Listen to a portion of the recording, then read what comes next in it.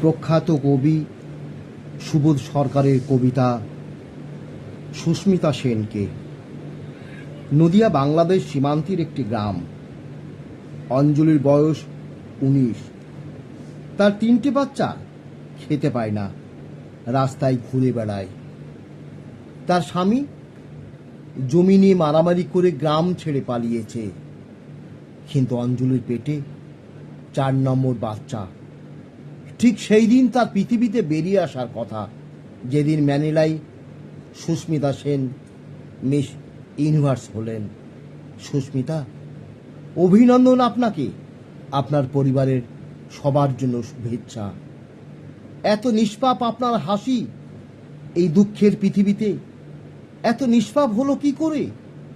কিন্তু আপনি একই বললেন, একটা মেয়ের পূর্ণতা মাতৃত্বে, সে তার সন্তানকে অন্যদের ভালোবাসতে শেখায়।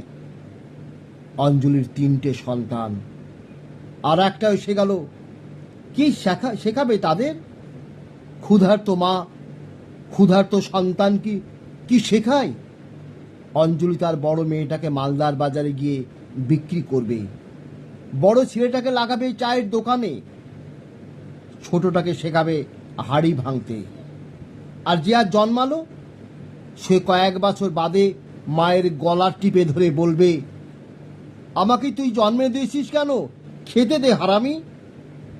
মা ছেলেকে তখনই অন্যদের ভালোবাসতে শেখায় যখন খেতে দিতে পারে, স্কুলে দিতে পারে। কটা মা সেটা পারে?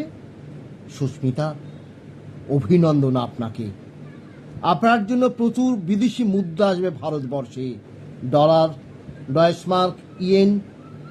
কিন্তু 4টি সন্তানের মা অঞ্জলির হাতে ওই টাকার এক টুকরো কি পৌঁছবে কোনো দিন?